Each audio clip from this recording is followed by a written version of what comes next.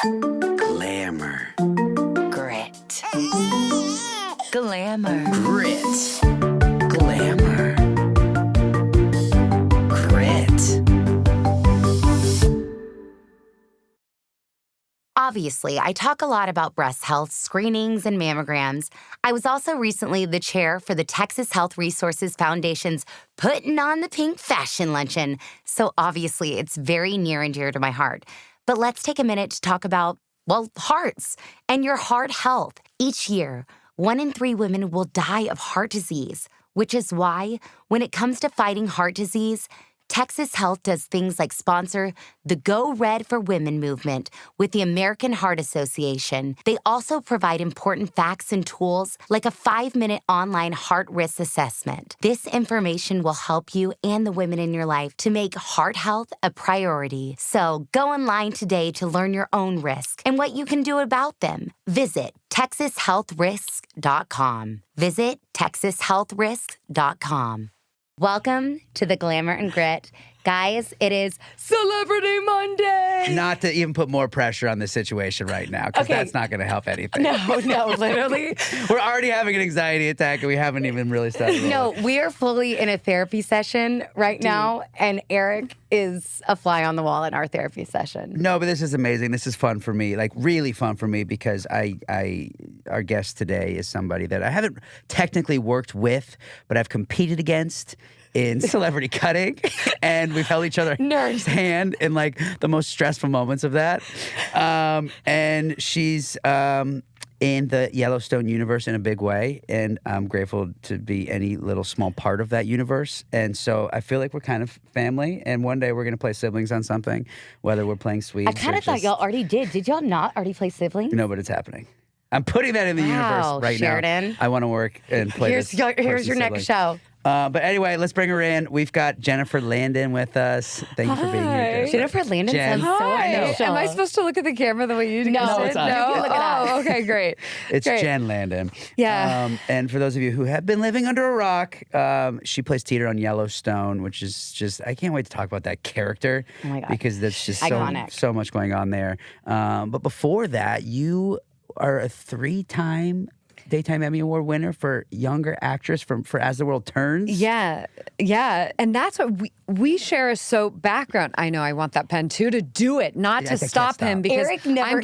we're gonna just jump right into the mental health stuff already. Yeah, let's go. I'm gonna send y'all some fidget spinners. I don't have them here, but I keep them at home. Does it help? Yeah, for things like that, because Yeah. you're sitting on a Zoom and all I want to do is just be like Hitting something, and she'll be like, "Stop tapping your legs." Yeah. Stop, I've got some solutions for you. Oh, I've got I'm some fidget excited. spinners. Yeah, but we have the soap world Yes. in common, big time, and you guys have. I mean, I know this is your audience or whatever. I did not know you had many Emmys for what was it called? It wasn't. It was new media. Yeah, new media. The new media category, which was just starting when I left soap in like 2009. Okay. I feel like it was right after that, the very beginnings. Of the start of that, of this online world of soaps. Yes, while simultaneously less and less money was going into the Emmys. Yeah. Yeah. They were putting Craigslist ads out to who will pay for this? We were making jokes that that eventually your Emmy would just be at the end of a viewfinder keychain. Oh my and God. You would just hold it up. You'll get an Emmy. They wouldn't even be able to afford the awards the best anymore. part is you win one, and we had to buy all of our Emmys. Mm-hmm. We had to buy them. And we won them. I'm wondering if I had to buy mine. I don't think so. I still think they had some money, but they definitely weren't. They weren't giving away cool presents anymore. No, the gifting department wasn't, I bet, as hot and heavy as. But you've had a couple. You've worked on multiple different soaps. You had Y&R running for a little bit. Yeah, that was a short stint. I got fired. I'm like, let's just dive in. Well, I got fired from that job, which I really agreed with the woman who came in and fired me. I liked her. She was from General Hospital. Okay. And I was the latest hire, and there's some saying last hire, first fire or something. Or maybe somebody made that up to console me at the time, because I did think my life was over. Well, and you were the third one to play this role, right? I think yes. When I was talking and reading all about you. So I think I was the third or fourth role to play. I know And they all I got fired too, so. They do. One of them is back now. Oh. What's her name? I've met all other incarnations of the Heather Stevens character in various ways. I was in a small acting class for a while with one of the actresses who also played Eden Regal, who's awesome. I worked with her in All My Children. Oh, that's right, because she was Yes. Eden's the best. She really is. So nice. talented and kind and like All of the things. Wait, so Beautiful, y'all were like, kind of Yes. then related because Eden then plays Eric's. Okay, you were Don't the even Chandler remember. family. Yes. Was there ever, did you ever have a thing like, because you were doing a lot of primetime stuff in between the different daytime shows? a little. A little. I Was had a there like gnarly lull. Did you ever have the like, I can't be pigeonholed back in, I want to do Daytime? primetime, I don't want to be pigeonholed back in daytime, like the nerves of like being sucked into that machine?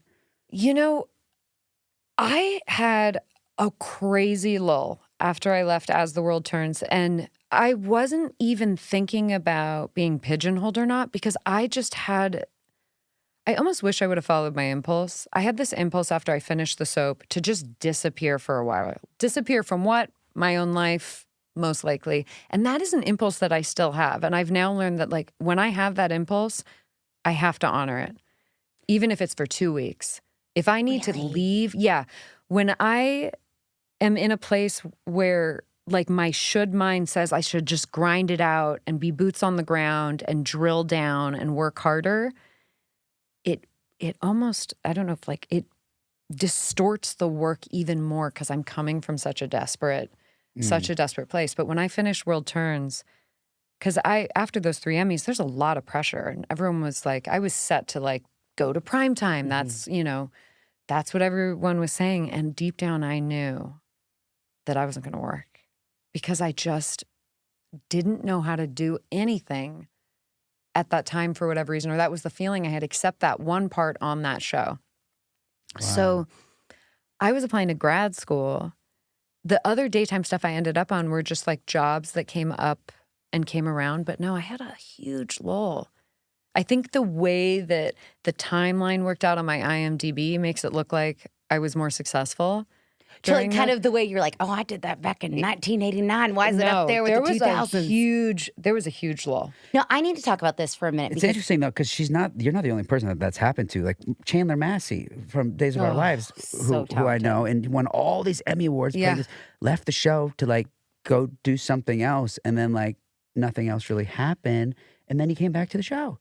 So it's like it's interesting that. I don't know. There's something there. Like, well, I was going to ask this too, and I felt the pressure of an outsider looking into the soap opera world. Yeah, it is very like what you imagine the plastics to be. Everybody's perfect, and there's a certain style of acting, and so when I came in just as a partner, I had to go to therapy because I was like, everyone wants you to be with, because he was the Chandler family, and then Eden's what family was Denise supposed to be a part of? Y'all were love interests, and like everyone wanted them to be right now. I'm trying them to think. together. Yeah, and and then I came from a theater world, so you're like fake making love, and I felt like everything was so real on that. Did you feel the pressure of like you were a young girl? I can't imagine being like a young person, like. Or did you know it because of like your dad was in the entertainment industry? So yes, he was in the entertainment industry, but he passed away when I was 7. And so I thought my dad's manager, or his business manager rather, was his boss. Because the business manager wore a suit. And my dad did not wear a suit. And I thought bosses wear suits. I thought for a lot of my time when I was little, I thought my dad worked in a very elaborate carpenter situation. Totally. Because I was behind the sets. So I'm just looking at like all this naked wood. Wow. Yeah. Of course. Yes. And so like I just knew that was the place that I went. And there was something going on the other side of the wood that had furniture. But that's how it looks. From behind, it's just like unfinished. Right. But from behind, it's not. What was happening over there was not that interesting. And it's funny, sometimes on set, I feel that way to this day. I'm like, the most interesting stuff is happening off camera. I get all the good scoop off camera, too. I knew that the script supervisor her name was Erica. She was my noni. I don't know what that means, but that's what we called her. She was my godmother. I called her noni. She's who I got grape gum from. Now as an adult, the script supervisor is still my favorite person on set. I like Mel, who did That's just like a comfort, like a home feeling. I didn't even put it together until talking about it right now. Now I have the bad habit of bumming cigarettes from the script supervisor instead of gum. That's my habit I'm trying to break. As you've aged, this has just escalated into other things. Yeah. Luckily, it's cigarettes. It's not the 80s where you're like, I'm going to bum True. coke. I'm going to do a line with the script supervisor.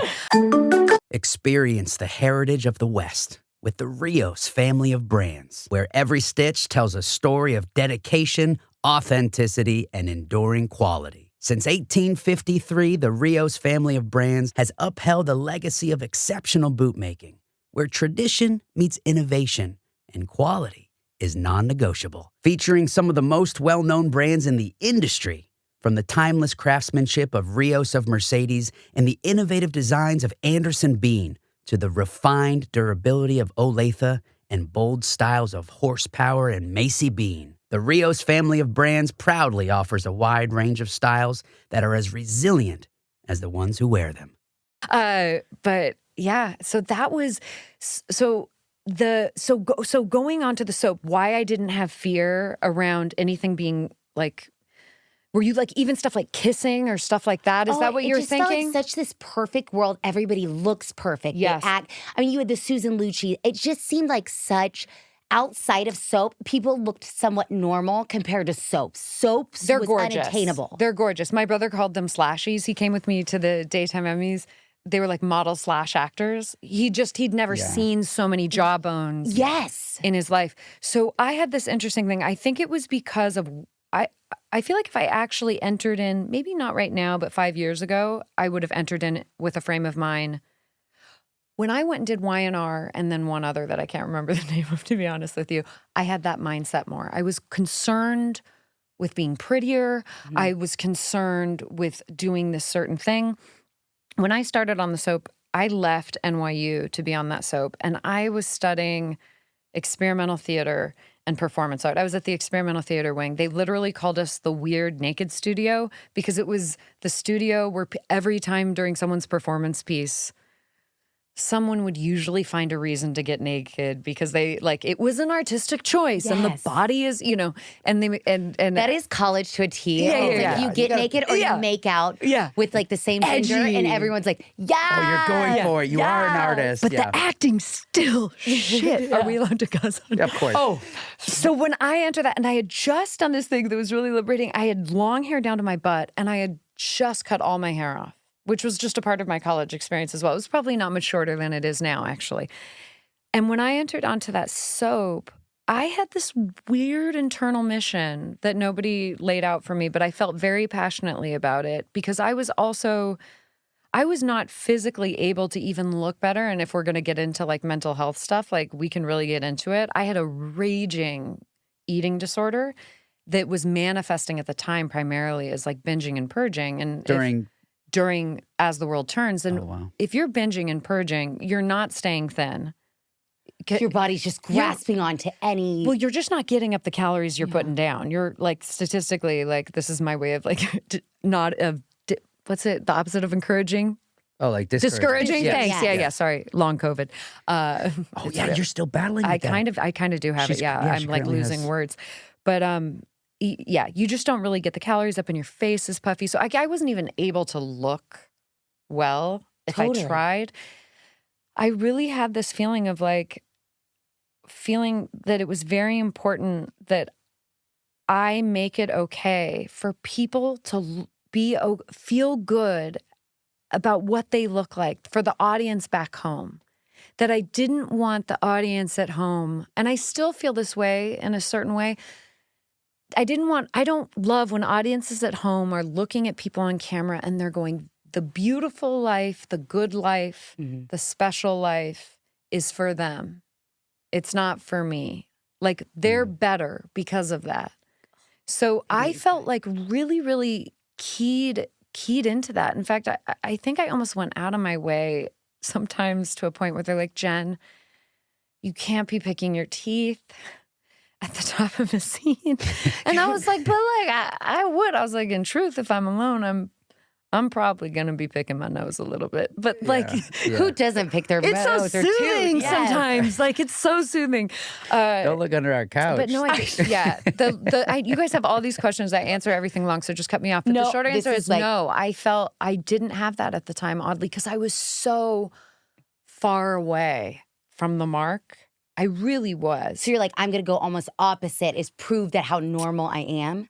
I think given that I was really still in school and I was ingrained in this conservatory program at NYU that was not about doing anything by the rules, and it was about breaking norms. So that was just really so ingrained in me. And after I left the soap in that interim period when I was really kind of lost at sea, I was going to go to grad school. I was applying. And what kept me in the U.S. was I joined a theater company that did avant-garde, weirdo, experimental performance. Awesome. And that kind of gave me something for a while. Okay. Now, I'm going to ask you something very personal. Go ahead. I feel like I love it. a lot of my mom generation knows your dad. And that was like losing your dad at 7. So much I feel like of your identity was this art form of film. But you even said it was a carpenter you really didn't realize at the time. Yeah. Did you feel like that made such an impact on your life? Or was it just kind of like that chapter closed and... I cannot separate. Like, you mean even just like... Because where my brain goes to, and I don't talk about this very often at all, is the pressure of legacy is wild. And it's something that it's almost, and I wonder if it's different for people who have their parents longer. I meet people, and especially being in the Yellowstone world, right? It's on steroids. And I could even I'm like, ugh, get emotional. But whatever, I can cry about anything. But you're almost completing his mission.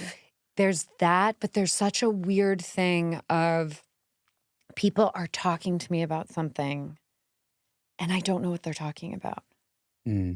Because he wasn't around long enough. Do you know what I mean?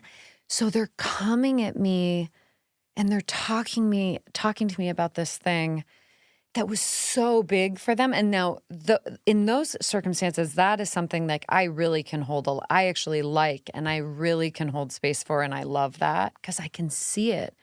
But every now and then it'll catch me off guard, and it can be disorienting because I'm like, I don't know who they're talking about. That one. You know, because he was like, in a weird way, like, I'm like, ugh. No. Sorry. By the way, I'm on an SSRI, and part of how I know, it's an atypical one. Part of how I know it's the right one for me is that I can still cry on it. I was on one for a while, and I could not cry at all on it, which was a problem for work. Yeah. It literally was suppressing emotion. It was like cry blue balls. Like your eyes would hurt, but like no tears would come out. I'd be like, ugh. But yeah, because he's kind of a stranger to me. And to the world, they know all of these amazing things. Yes. What an interesting. And he did have a knack. Like when I've watched I've watched a lot of his work, and part of how I experienced him was the same way other people did. I watched him in the morning. Like that's how, I'm like, that's how I kind of got to know him. Because you're 7, I have a ton of memories. I absolutely do. But 7, it's different with these 7-year-old cowboy kids because they're more mature than I am. They're like 80. Well, they're 7-year-olds, or it sounds they're children. Kids. We talk. It's very morbid, but we talk about a lot. Like if something happened to one of us, to our 2 and 4-year-old, right? They won't remember. Like it's That's not hard to think about. No, but it's such a weird. It's comforting sometimes because you can't think of a life without them, and you just like and our whole ever foundation is that. But their life, they'll be raised by somebody. Like we'll be a memory, a sweet memory. God. This is but deep, we'll guys. be more. This is what we talk. We have issues. Am I allowed though. to cry on a podcast? Always. I'm the biggest crier. This is what we do. I'm on day 21 of my cycle. Oh, me too. We're gonna start cycling together. No, it is. No, but I just always think it's so weird, and people don't say these. I always am the first to say when I hold my children. Yeah, I don't have a connection. Oh, you don't? No. Yeah. And it takes me a bit. Yeah. And how many more people I've You been... mean right after they're born? Right after they're born. And so many people are like, oh my God. Like, it's actually more normal not to have a connection than have a connection. Yeah, most of the people who are super honest about it are like... That's just, what the I'm hell? counting toes. And then you throw I'm on just top of that thank a God child getting sick right after being born. So she's like, well, then if I get connected, if I love it's like... you, this is... Yes. It's such a scary love. So Right. I think that is what we've kind of brought to our podcast is normalizing what's actually normal. If you have not already made plans to go to the National Cowgirl Museum and Hall of Fame in Fort Worth, Texas, to see their newest exhibition on Escaramuza Chara, the women who ride side saddle executing intricate patterns at a gallop, you still have time. The exhibition runs through December, so hurry. And they even have a podcast, Conversations at the Cowgirl, which will give you some insight into their sport and its origins. And they even have a little behind the scenes. Conversations at the Cowgirl, a National Cowgirl Museum podcast that is available wherever you stream your favorite shows. Glamour and Grit, wink, wink. Follow us on a social at Cowgirl Museum for updates or visit our website at cowgirl.net. Fort Worth is fun for the whole family. That's right. The top-ranked Fort Worth Zoo provides all-day excitement with over 500 different species in almost a dozen habitats, including the Big Cat Habitat, Elephant Springs, African Savanna, and Texas Wild. The Fort Worth Botanical Garden is full of natural masterpieces, curated into beautiful spaces like the Rose Garden, Japanese Garden, and Rainforest Conservatory. Hike, bike, or skate around 100-plus miles of Trinity trails, which take you throughout the city to various hotspots for dining and playing. Plan your stay and find out about unexpected events across the city at fortworth.com. Right. And then now I think people go too extreme. They're trying to prove how different or how much anxiety. Right. Like, it's okay to just, like, have average...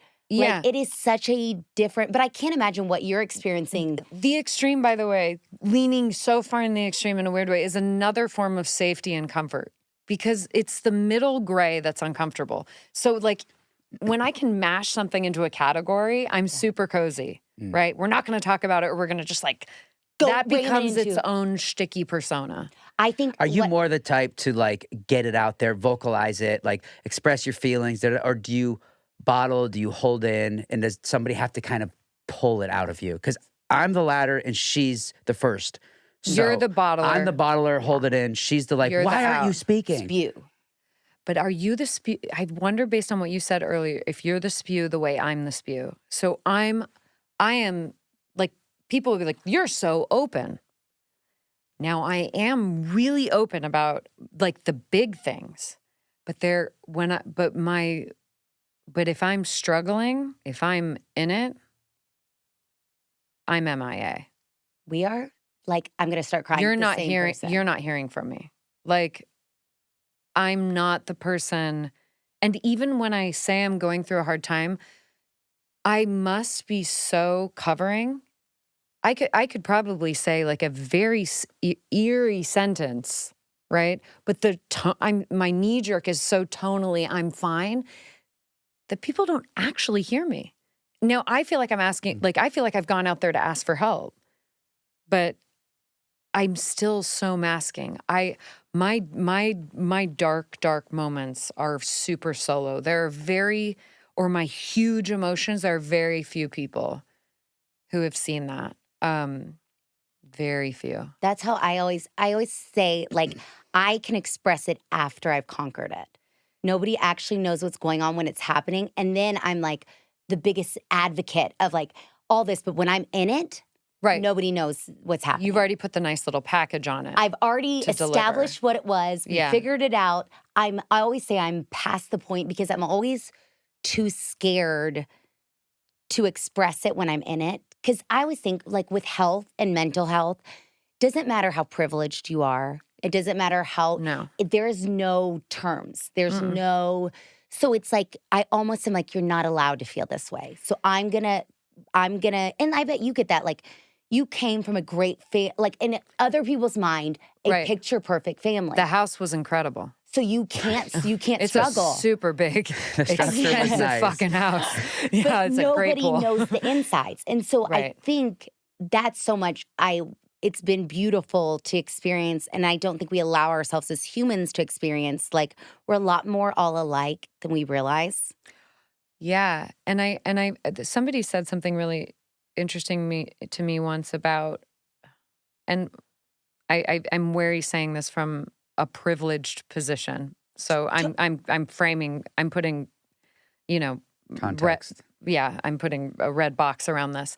But a friend to me once said that, like, and he deals with all sorts of people, that sometimes he's experienced that people who are on extreme ends of the spectrum, extreme poverty or extreme wealth, that by virtue of the fact that they're not the majority, they're isolated. And it's the isolation that causes the problem when dealing with hard things, right? It's the isolation that can, because there's some child therapist who I listen to because I learn about myself, Dr. Becky at Good Inside. And she talks about how resilient kids are better than happy kids, and that it's like about resilience. But a part of resilience is being able to have a traumatizing experience and then regulate the nervous system, which as a child is a big part of that, is being able to talk to friends about it and have groups and stuff like that. And if you don't have that group atmosphere, you're alone with it. And on top of it, you feel like, I'm not allowed to feel this way because I have all these nice things. Yeah, I'm meant to be happy. I have all these nice things. So I'm not allowed to feel bad, which is a form of, like, I was going to ask you earlier when you were talking about feeling really bad alone. First, I'm wrapping it up. I feel like for me, a part of why I do that is because, from whatever source it came from, there was a bit of gaslighting of my feelings as a child, whether it was from just myself, from feeling like I'm privileged, I'm not supposed to have hard experiences. So if I feel bad, Jen, you shouldn't feel bad. What's wrong with you? Right? That whole thing. So as an adult, I'm hypervigilant. And sometimes I have to let myself have the experience of a feeling alone so that I can let myself have it fully. Because if I share it with someone, somebody might look away from me for a second and they're just like looking because they heard a noise. But my nervous system sees it as rejection and you're crazy and why are you feeling that way and what's wrong with you? So it's like the worry of being judged for it?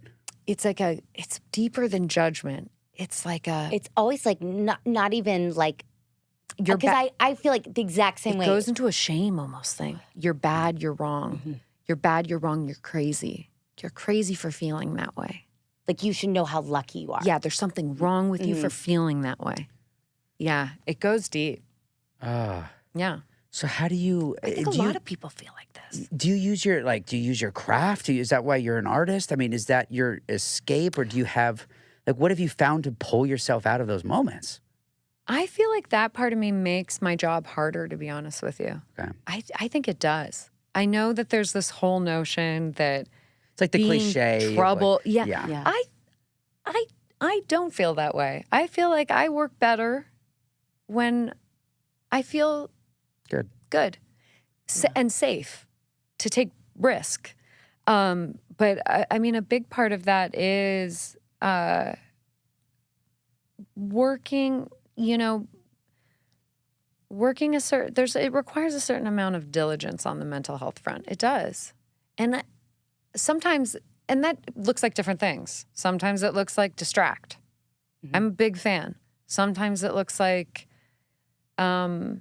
Sometimes you have to get almost really technical with it. Like, you have to treat it like an addiction. You have to treat the thought process like a drug addiction.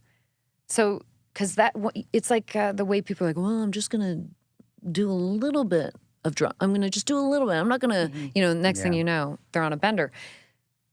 That feeling doesn't get entertained. Now, which I feel like it's... or that thought. Yeah. I feel like it's kind of ironic. Then you're on this show now, Yellowstone, and we'll dive in, which seems like hyper masculine, hyper no one has feeling. Like, it's a... So dude. Like, I do, like, even Beth is like the definition of, like, suppress the feeling. Like that is where I think all of us have our inner Beth, because I'm the type I suppress instead of showing. I get angry because I'm going to hurt you, because if you hurt me, I'll crumble. So I'm going to hurt you harder. And that was something Eric and I had to work on. And then I'm the type that's like, and then I'm going to just cave deeper and deeper into this hole. And you keep going. Yeah. And she, can let it out and express it and like, which I don't even mean. I'm like, I go, my whole family does. We go to the wall. We don't mean it. Right. But we're trying to get everything, because if you hurt us the slightest, truly crumble. Right. So is it weird now you're on this show where it seems like everybody is like, or on the outside, it's this like macho man. You know what I mean? It's like, it's dude land. Yes. Yeah. Cowboys and cowgirls, and we're tough, and even your character, Teeter, who is the most iconic character in the world, still, having a moment of crumble was, I think, the biggest blessing. And even Taylor Sheridan, like, Taylor, I am the most bubbly, and then Taylor's like, hey, Sadie, and I'm like, ugh. Like, I like, you get, I die, and like, it's terrifying. And the truth is that, and I'm intimidated by Taylor. He's my boss, and anyone who knows Taylor, like, knows he's one of the most sensitive people, you'll ever meet. And there's actually, I was thinking, we'll give it, Yellowstone is hyper-masculine, but I was thinking about that, is it Greta Ehrlich? That can't be, Solace of Open Spaces. It's a book? Yeah. Somebody who I work with gave it to me, and it's about this woman who became a rancher. And I'm going to say this incorrectly, but she talked about how, and a lot of cowboys, they can be pretty. They're not going to be super chatty about everything that's going on underneath. But that the act of ranching has an innate femininity to it, in the sense of you are ushering life into the world. You are facilitating life leaving the world. You're a midwife. You're a doula of ins and outs, right? Which is like a very, like, if we're just thinking yin and yang, right? So that actually the cowboy is this like beautiful mixture of both. Literally have the chills. You do? Oh, good. Greta Soundbite. Yes. Literally, though. Soundbite. It's poetic. I know Greta. And when she's the one that's here with the long hair, so sweet. She's been around here. Yes, we know Greta. Personally? Yes. She was inducted into, or got either inducted or got the award last year. I really could be saying that name completely wrong, but she's a Fort Worth. Yes. No, not it's a beautiful book. You'll read it in 6 Nick hours. and Taylor. We know. Yes. You've met her. She's the sweetest human on this earth. She sat at our table. Okay. Well, now I'm because I got a picture. I need like I'll show you. You'll know exactly who when I say. But and Yellowstone is this like hyper dude world, but so most of my friends are guys. A lot of I have these dude friends. And when I speak to guys, I feel like I'm speaking the same language. Women are actually an enigma to me. I'm like, what the hell are they thinking? Y'all are playing chess. Dudes, we're playing chess. It's like, I say we, I don't identify as a guy, but I do think sometimes I have guy brain. It's checkers. It's simplify it. Sister, that's what it's all about. I say he's black and white, and I'm all the colors. We're moving diagonally. Yeah, there's like a whole thing going on, and like even this sounds like I notice like with my guy friends, I'll invite one guy friend somewhere, but I'm not going to invite the other guy friend somewhere. It doesn't mean I don't like him. He just wasn't a good fit for the evening. Just wasn't the right fit. I find with like women, like this cousin, right? Okay, so because I didn't want to speak out of turn because I don't like usually. And the guy wouldn't care. No, like we get it. It's always not that deep. And here's the deal: I absorbed it from them. I don't care. I'm like, they're like, "Aren't you hurt? You weren't invited." I'm like, they didn't want me there. Why would I want to go? I'm like, that doesn't mean maybe it means they hate me, but maybe it does. It probably doesn't. I think that I trust our relationship. I just wasn't a good fit for that one night. For that night. Anyway, Yellowstone dudes, I do feel like I do feel like I have these brothers, and I mean, here, we'll get really, really, really personal, and I'll try to tell this without crying. But on season 3, I was like, I think it was like, you'll do a couple episodes and maybe you'll do more, right?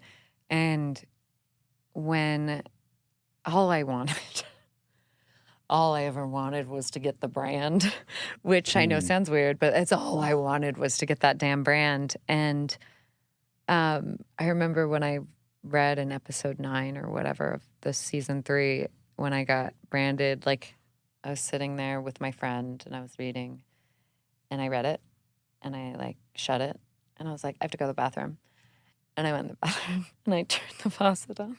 I started like sobbing.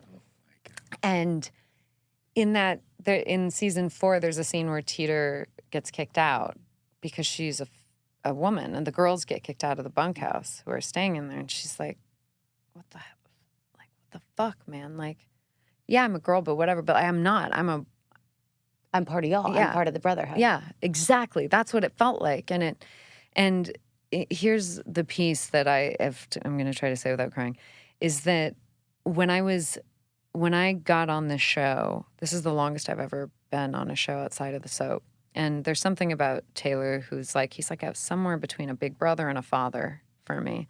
And those guys in the bunkhouse are like my siblings. And I felt like I was given a family. And like, see, I told you I'd start crying. I'm like, No, but it's a beautiful thing. Yeah. So when I was young, after my dad passed, it caused a big like separation, and I didn't see my older siblings for years. Like some of them I didn't see for years, I don't think. And and that happens. Families, it's a blended family. Mm-hmm. Things get complicated. Nobody was in the wrong. But there was this weird feeling of coming to the show and getting that sense of family. It was really wild. Because it was just like I don't know, it was one of those times that,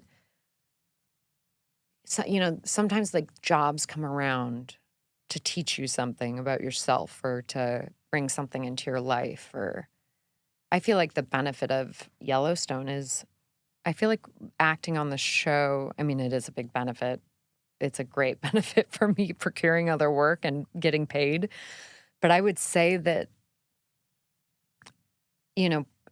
30 years from now, I'll be old, but I would say that maybe 70 to 80% of it is what it brought me off camera. Just in terms of like, understanding certain things of my life, and mostly the people that I've met on that show and the people around the show, the people here, like I'm staying at Lindy Birch's place. Like that is one of my best friends. We might kill each other, but if we don't, I spend more time with her than I do with almost anyone. Like I love, some of the people here are just my favorite. When it's so, I feel like Taylor, it's such a testament to Taylor. Yeah, I mean, he just knows something, and if I could be a fly on a wall. Because have you not heard me say this exact same thing for my time on set? And it's like no matter what, literally the exact same thing. It's not like it's not normal. No. Mm-mm. And he does it with all his shows. There is this and you family. always kind of think you're the favorite show, because I always every show's like has their family, right. But then when they all get together, everybody loves each other, and that doesn't happen. It's different. It's so different. It's so different. And we've talked to some of the other actors for my show on this, and they've expressed the exact same thing. It's this family dynamic that Taylor's somehow able to curate and pick the right people from the right places, hold on to those people, and like form this beautiful family that you just feel open arm love from like day one. And he's like a master psychiatrist. That's probably what even. And he loves an underdog. And like I always say, he saved our life. Mm-hmm. Like we wouldn't have 1893. I don't know if our marriage would have lasted if he not have had 1883 while Mick was sick. Wow. Because to have both people in the thick of it, you just can't. It definitely would have, but it's like having had, I guess, that escape in the midst of all of it, what it allowed for was to not take us both down at the same time. Because I was gone. I had to be distracted while still trying to understand and this. with But the dynamic that you explained with what can happen where you get dominant and you get smaller, you would have gone down. There wouldn't have 1,000%. Yeah. But I had to stay up for this show and for this character who was the most uplifting part of the whole show. Yeah, very bright. And so not until after filming was I then go and able to really absorb what happened and then fall into my emotions. And then she had to help pick me up. But like, had it not been for the show, I think it would have been a lot it would have been extremely different.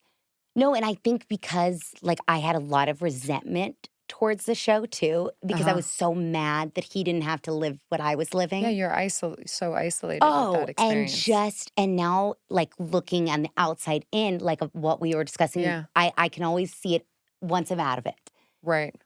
There was no way we would have survived. Like anything of being able to, had not that show not existed and giving us both, I was madder than hell I had to move back home and so I had. You guys were in LA during, and my career was going well and I felt like I was being punished. I was like, I have to move back to Texas. Right. And we failed. And so then But then the show was also a silver lining to all of that. No, that's what I mean. It's almost like it saved us because I was like, okay, now there's a double whammy reason. Because we moved before the show happened. You did? Ironically. Wow. Sent a tape to LA. I didn't even tell like casting directors. 5 months before. I think I told my manager, but not my agent, that I was moving to Texas. Did you move because you're like, I'm having a kid. Yes. We need a support system. Yep, 1,000%. And I did not want to. Oh. And it was my support system, which is even weirder, but I was madder than a bulldog. I understand. Going home is a thing. It's such a thing. It's hard to maintain. It's no one's fault, again, but it is hard to maintain the mental health and the maturity sometimes that you develop going out. And some of us just have a need to go out. I'm somebody who has a need to go out. Yeah. Living in LA is tricky. Oh. That's where my family is. Because that's your home. Right. No, okay, and even we were talking, I'm so ADD, but in the sense Me you too. said Yellowstone brought you that family. Yeah. Okay, what'd you feel like the day when you read the script that the girls... Yeah. Was that, like, were you mad? Like, what, like, did that scare you in a sense when you read that day where you're like, oh, shit? Yeah, I mean, I think I probably, if I remember, there were other scripts that I had more fear because I was like, oh, she died. Like, I thought she died at the end of season 3. But Taylor called me and was like, you're going to read it. She's not dead. But I remember being like, okay, because I do treat every job, because I'm such a guest star actor. I'm a recurring actor. That is my jam for every episode is your last.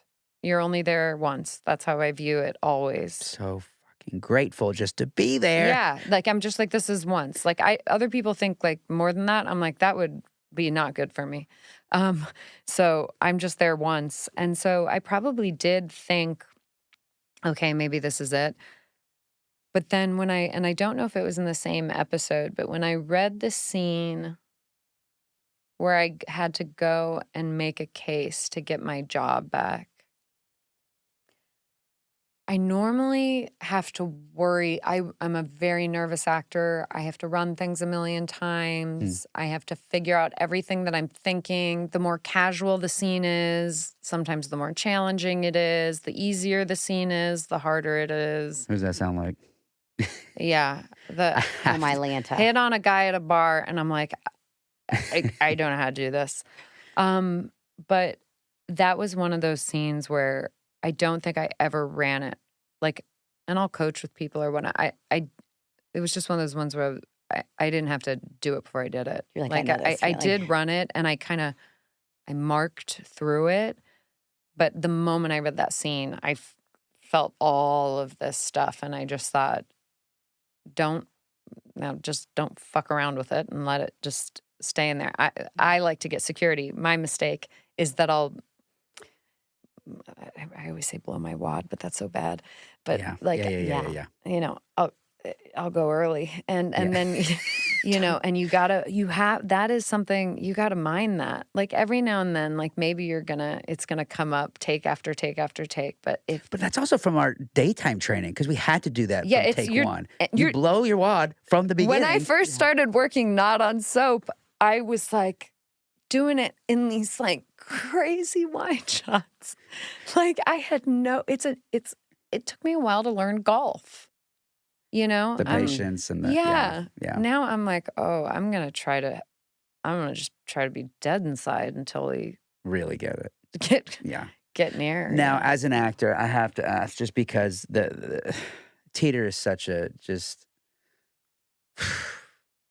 phenomenal character, and there's so much that goes into her. How can you just walk me through what that audition process was like? What was the breakdown for you to come and create this world-class character so out of the blue? It feels and like so. I don't want to say like she's she's so big, but In yet season contained and she's bold. big. She's big. She's almost, and that is something that I still, every time I'm like, okay, I'm going to remedy that. I feel like in season 4, in a lot of moments, was the closest I got to the most grounded version of her. Was it season 4? Again, season 5, I struggled again. Season 3, I was really scared and struggled a lot. My audition in some ways was the closest I got to it, and I don't know why. Sometimes I can fall into a trap where, like, she's funny. She's hilarious. It's just the way she speaks But alone. it was getting the laugh that was the problem. And then I have a really bad habit of it'll start to change my performance versus just sticking to the stakes as the drama. And don't lean into the laugh at all. This is a really ongoing bad habit. But the audition it was John Papsadera, right? And I love that guy. I want to go visit him. He's my friend's. God bless him. He's my friend's neighbor outside Nashville. I'm just gonna like show up at his door. He lives in Nashville? Okay, no, he doesn't. We don't know where he lives. Oh yeah, okay. We don't know where he is. But not LA. No. He had brought me in for this Jason Reitman movie for like a cool part where I get to just be in it. It was to play a young Leslie Stahl. The character actually had to be changed the name, but it was interesting. Like, so he brought me in for that and I got that. And then he didn't bring me in for anything else for like, I feel like a year or two.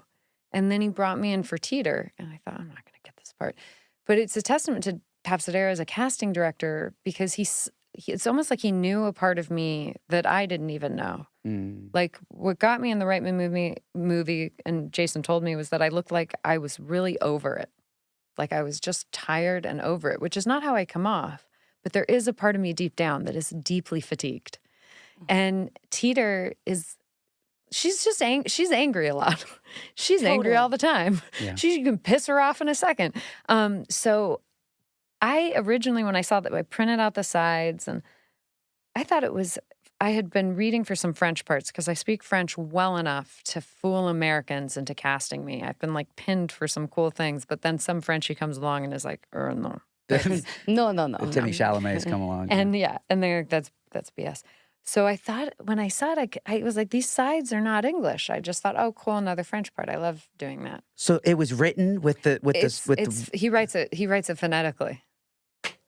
So they knew they needed a crazy, like that speech had to be very much a part of this. Yeah, and my audition scene was my very first scene in the show where I've like just tried out for Rip and I can't remember. Forey, what's his name? Lloyd. I can't remember the character's name. Yeah, and it was one scene, and I thought I had worked it a lot. I looked at a lot of pictures of like ranch hand people, and I was so scared of the audition, and I'm intimidated by Papsadera. So I thought, and that's usually when I do my best work, because then I'm not grabbing onto any comfortability. I'm just like getting as bare bones technical, like what's happening, what am I thinking, and I'm not trying to win. I'm like, I just got to play this clean, and that's usually my best golf. And then I'm all over the map after that. But I thought I tanked the audition. I was like so like out of it when I was leaving. The gal running the tape was like, "Bye, Jen, thank you." And I, instead of saying, "Yeah, thank you too," I said, "I love you too." Oh. Just because I was used to saying I love you, and I didn't. And so I was like, "You freaking." I called my manager. It's like one of those stories. I was like, I think I gotta quit, bud. Like I'm out. I'm Like, losing my mind. Yeah, I gotta get out. And then they were like, they loved it. And then I didn't start shooting until 9 months later. I heard the role, I think, I don't know how much I can get into this. I think the role went away for a while. Okay. And it was like dead in the water. And I had completely forgot about it. And 9 months later, I got a call that I booked that job. Oh, for one audition. Mm-hmm. That is a theme for me. And the actually. Teeter we see on the show is the one you did in that audition. They didn't coach it, or let's say, No. hey, we need it more this way, or thicker accent. No, or that's it. I you mean, brought that's that. a lot of it. I really feel like it was on the page. Apparently, it wasn't, because it seems like people did really different things. I felt like there was really one thing to do with it. Say the lines exactly the way they were written. There were things that I added. I decided she was a baseball hat person, not a cowboy hat, just from the photos I had looked at and kind of what I imagined her to be. The dip was an ad. Nice. And that just helped me a lot. I just chewed up a bunch of gum. I might have used, who knows, tissue at the time. I don't know what I did. I stuck it in there. So the like dip, Marlon Brando thing in the the dip and the baseball hat. It was just because I like to have business. I'm a big fan of business. Totally. Yeah. That's how we were all laughing, because Eric and his pen, and you just have to be moving in. And that's how I am even when I self-tape. I have to be doing Oh my God. love props. I love props. Love an outfit. Love things where I do not like to be bare. There's nothing scarier than being bare. Same. It's why I sometimes hate, like, sometimes I'll hate scenes where you're just blocked into no business because it's a big group scene or who knows what, or somebody has such a strong opinion in their head and you're not going to push back. But I love when there's business, and I love when directors think in terms of business, because it's such a, like, when are you hiding and when are you not hiding? And, or are you always hiding? Like, it's just a great thing and it's like what we do. What do you do for when you're auditioning and it's a kissing scene and you're in the middle of a scene? I don't know. And there's no business to do, and like you're supposed to pretend like you're kissing somebody who's not there, because I get that all the time. Okay. And it's the worst. It's so funny. I thought about this today. I need tips, because I have out of not. ideas. I do know some people They we'll bring in somebody else. No, they'll like. No. I feel like Kiss some their people. hand? I think some people can get away with it. I saw somebody run it, and it was like a thing. I feel like the times I've done it, I play Just the emotion of the love or lust. the what's going on inside as the intimate moment. Yeah. Okay. So I'm on the right track, because that's kind of what I go for some of them too. are a lot. I mean, some of the stuff we get asked to do in auditions. Like the sex things. Like the I fights remember or you're like dodging bullets and you're Yes. scrambling everywhere, and there's like 2 lines, and you're like, Oh, if we could just like show a montage of all of our self-tapes where we have to do. Oh, I bet it'd be because there's iconic, so though. many. There are so many. I mean, I feel like when I first started out, if there was a gun, I was like this person. Yeah. You know? Well, it's now kids go The like L? this for a phone instead of like, we did this. I mean, I'll tell you, I was taught this woman, Leslie Kahn, for a while, saved me a lot. Leslie. I love her. Yeah, she saved me a lot of time, because in theater, anything goes. In fact, you're miming most of the time because you can't afford props. Yes. And a lot of that stuff looks like I use my phone for everything. If there's a gun, the phone is the gun. Maybe the sides are the gun, but the phone is the gun. Yeah. The phone is everything. Phone is iconic. Yeah. Phone is our world. Yeah, it can be many, many things. It's the hairbrush when you need it to be. Were you into the Western culture before Yellowstone, or did you feel like you went in Because that's been kind of a theme with y'all Yellowstoners, 1883ers. I'm just going to say It adopts us, and then we... Yes. And all of a sudden, Eric's like kind of talking in an accent. Yeah. We're wearing Wranglers. Yes. We are, and I'm the one born and raised in Texas. And I'm like, I am even farther than that. It pulled something out of me that needed to be pulled out and was just waiting for the moment. That's what I say. It's sort of like, when you're a phony baloney, you take things further. Yeah, of course. It's like when I was in CHA, we were all wearing our... The better I got at a sport, the less I needed the exact footwear, the less I needed the gear. The more confident I become as an actor, the less I need to walk around with a relaxed jaw to make sure I'm not holding tension and like have actor face. So I rode a little when I was young. My mom rode. She was a hunter jumper. My mom's house has, y'all, we're going to peer pressure this woman. She's got 4-horse stalls and an arena. They're empty. No horses. No, she got a fat pig in the middle of that arena, which my whole thing is, if it's Armageddon, I'm driving to Cindy's. And I want to live at the pig. Please give me the address. Sorry, you can live with that. I'm going to eat it. It's the end of the world. I'm going to eat the pig. We got some fruit trees. I'm going to have bacon and some kumquats and some avocado. It's actually so weird you talked about the apocalypse because I had this conversation with my girlfriend because our neighbors have a, what are those? Storm shelter room. Storm shelter. Yeah. Take me out with the rest. I don't want to live. Like when going? Yeah. Take me out. I want to go with the crowd. It's so interesting that you said that though because there are some people... Like, I don't want to be in the shelter and come out and everybody gone.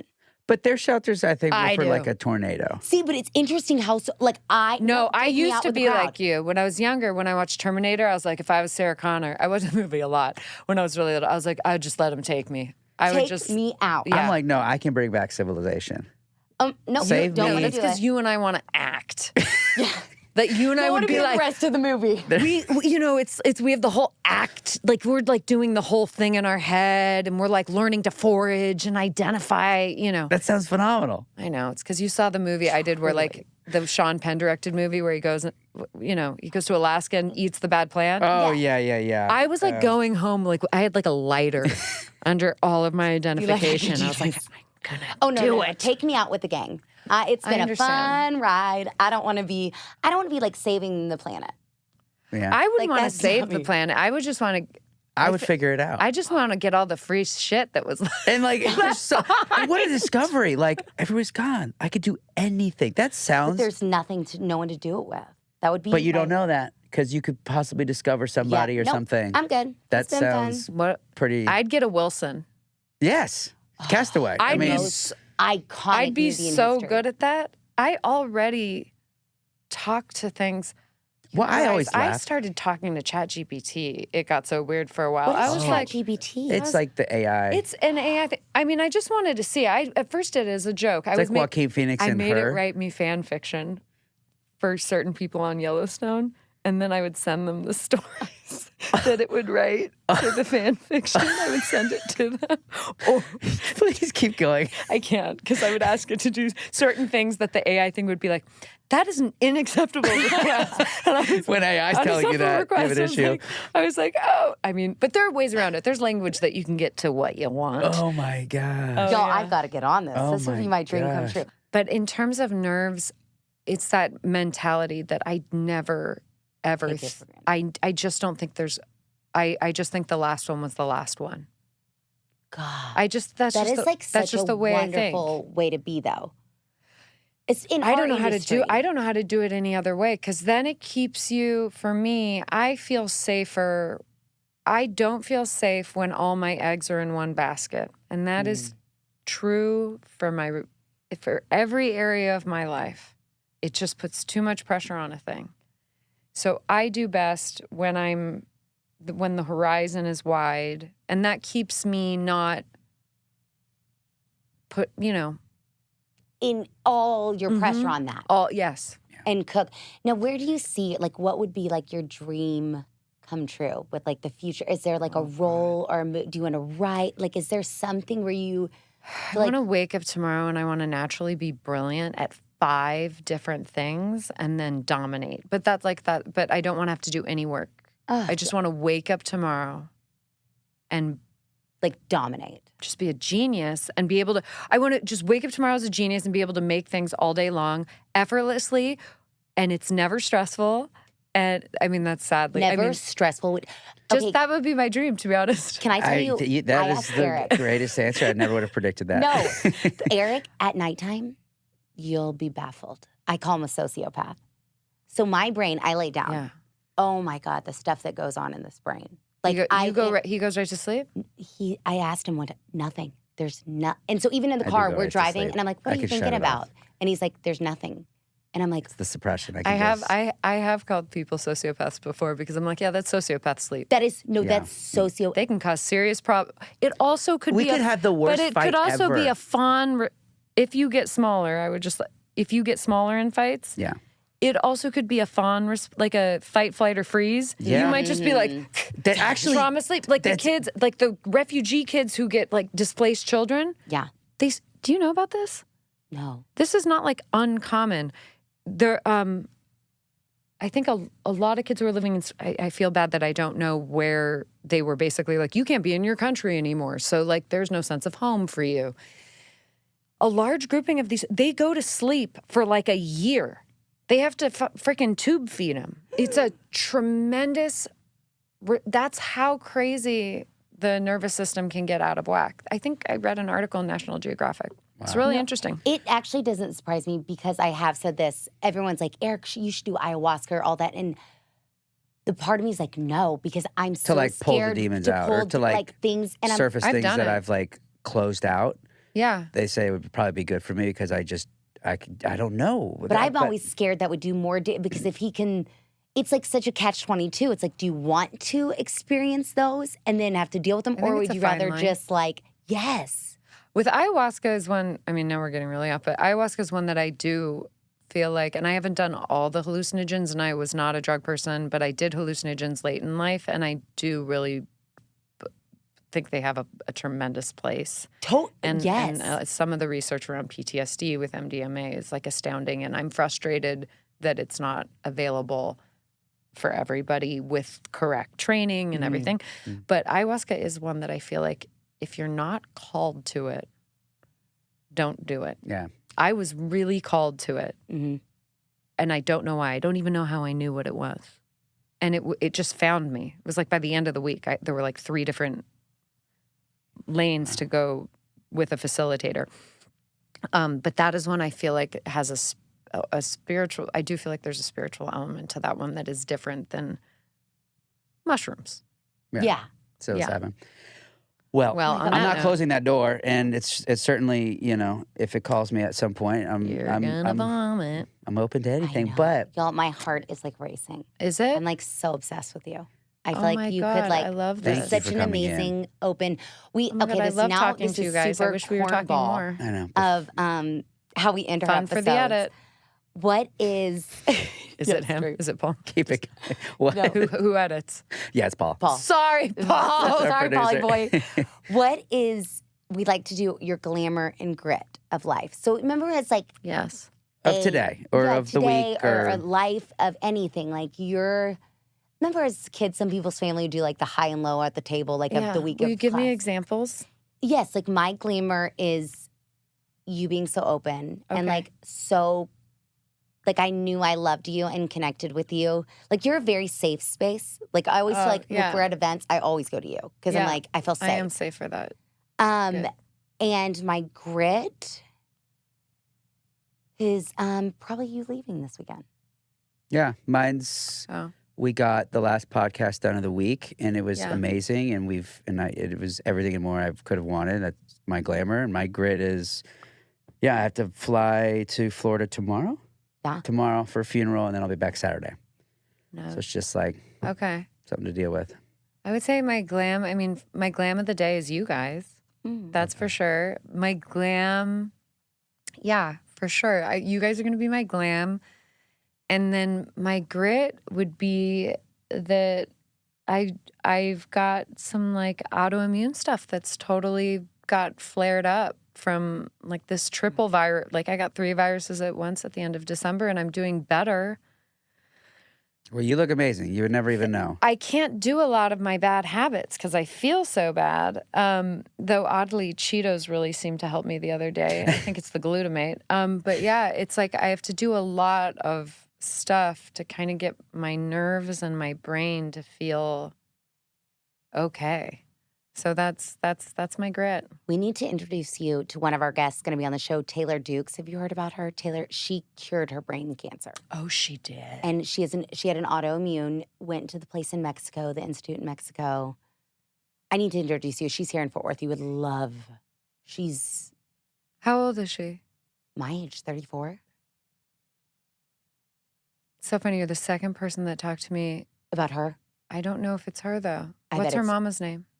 Ooh, Do we know Mama's I name? actually don't know. I'm not Okay. sure, Mama, but But Okay. she has like a whole line now. Like she's changed Taylor her Duke's whole. wellness. Yeah, she Oh, goes. yeah. She's. I'd be so into. You would be in. She's like an amazing person too. But had an autoimmune, Yeah. then had a brain tumor. Found out through that Pernuvo scan. Which I did. I was going to do that this week. I was going to reach out to them this week while I was here. You should You have because to they reach out would. to them. They'll hook it up. You post about it. Like Okay. they would love I to meant have to you. text you about that, Yes, but I forgot. I can 'cause introduce. I Do can't you remember want me to introduce you to them or? I Yeah. think I reached out to them on Instagram a while ago. Okay. And thank you for bringing that up. I was going to go do that just to It would like sh- get a skin. The peace of mind and Yeah. Is that Autoimmune part stuff of your is mind? different because I was like explaining to somebody, I was like, I can be tough with things. Like if my back is hurt or if something's really messed up, like I am a self experiencing pain. I Mhm. go, ow. But when it's autoimmune and it feels like your brain feels swollen and it's like your nerves, there's not a you having an experience talk of yourself- pain. yeah. It just is, you're like, it feels like it's a hijacky feeling.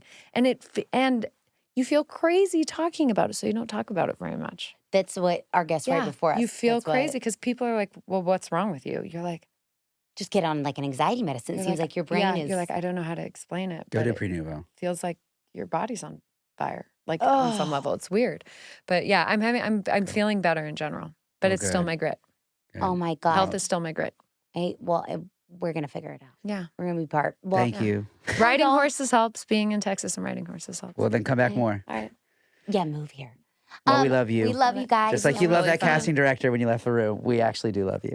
Yes. Love you too. See you Friday, guys. All right. Thanks, everyone. Glamour. Grit. Glamour. Grit. Glamour. Grit. Glamour. Grit.